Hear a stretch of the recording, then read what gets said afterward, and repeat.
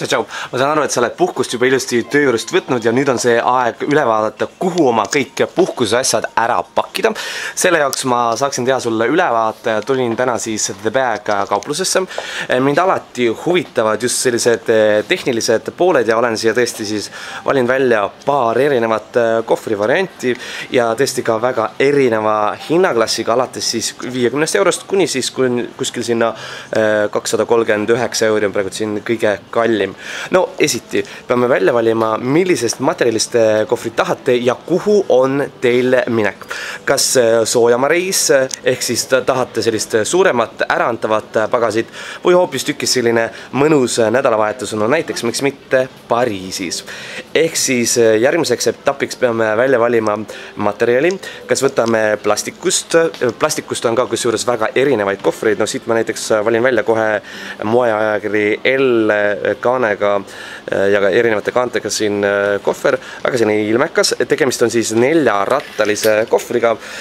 statiiv ehk siis teleskoop siin juures on väga selline kindel ja samamoodi tegelikult rullub kohver sinu sammuga väga-väga hästi kaasa. Siit kui vaatame järgmist materjali, siis hinnaklassilt 119 euri,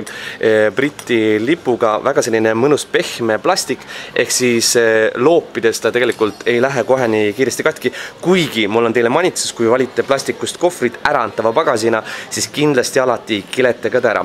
Kui kiletada ei taha, hoopistükkis soovitan teil kindlasti sooja südamega soetada hoopis selline riidest, kangast kohver. Siin näiteks mu enda kindel lemmik on 104 euri maksev kohver, ehk siis väga rohkete erinevate lisa- ja detailtaskutega, väga selline kindel statiiv ja samamoodi siis 4 rattaga selline oliiviroheline iludus ja see on tõesti kohver, mis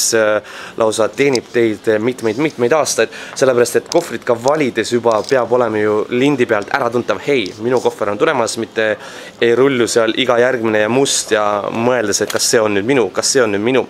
Siit tegelikult nädalavahetuseks või selliseks mõnusaks pikaks nädalalõpuks soovitan hoopis sellist väiksemat kohvrit. Kõikide lennujaama ja lennufirmade parameetrite järgi sobib antud kohver ka ideaalselt ka käsipagasisse, väga sellise korraliku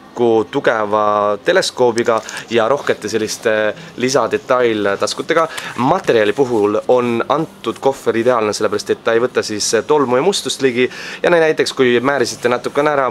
või ajasite miskit siia peale või keegi teine ajas, siis on seda niiskelapiga ülikerge puhastada. Siit võib-olla hinnaklassilt natukene säästlikumad, siis raha eest 54 euri on see punane äraantava ehk siis kaasas kantava pagasina, saate ilusti kaasa võtta, lukud ka ilusti olemas, saate oma koodiga ta ilusti kinni panna, ehk keegi teine ei saa sinu asjade ligi ja tegelikult kangast võib-olla ka selline ei ole võib-olla nii hea kui eelimine siin kõrval, aga ütleme, antud raha eest on see tõesti väga hästi saadud ja väga selline praktiline ja kui ma natuke vaatan ka siin tehnoloogiat, siis The Bagi kaupluse kõik kohvrite rattad on siis sellise kummi silikooni kattega, ehk siis tegemist ei ole plastikust ratastega, ehk siis peavad veel paremini vastu. Siit võib-olla ka kaasas kantava või ka kabiini kaasa võetava kohvrina pikaks nädalalõpuks sobib ka antud sinine iludus imehästi, ka siis kangaga väga jälle hõlbus kerge hooldada, hinnaks siis 83 eurot. No ja kui me lähme ikkagi juba inimeste juurde, kes reisivad väga-väga tihti ja võib-olla peaks nende sellise elustiili, elulaadiga kokku minema, siis kindel soovitus on alumiiniumkohver. Tegemist siis materjaliga, mida kasutatakse ka siis lennukitööstuses ehk lennukitiivad on tehtud siis alumiiniumist ehk seesama antud materjal siin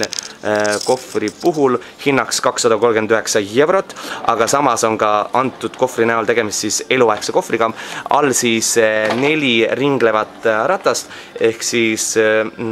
ärikohtumised, pikk nädalalõpp, et siis väga selline mugav kaasaskantav kohver ja väga selline tugev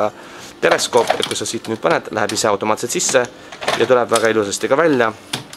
ja väga selline käepärane.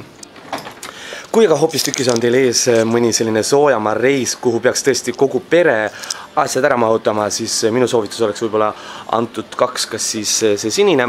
või siis hoopistükkis selline ruuduline. Tegemist on ka siis kangaga kaetud kohvriga, väga sellised head moodulid, ehk siis tegelikult mahutab päris kenasti. Hind antud ruudulisel 67 eurot ja sinisel siis 81 eurot. Tegemist on siis 2 rattaga kohvriga, ehk siis kui on asju natukene rohkem, kui on planeeritud või reisi pealt tahate veel kaasa osta, siis tegelikult see kohver ilusti kannatab, mahutab ja teenib ka teid täitsa mitu aastat. Sellepärast, et kui ütleme, sul on asju ikkagi juba natukene rohkem ja 4 rattaga, siis tegelikult see 4 ratast on siin kohvrist eraldi, aga antud kohvri puhul on need rattad siin justkui koopasse töödeldud. No ja jälle ma saan toonitada teie enda stiili, et tõesti, milline võiks olla teie siis enda lemmik. Seda peate muidugi ise otsustama, aga enda vajadused, praktika ja kõik siin juures kokku keevitada, nii et aitäh, et vaatasite!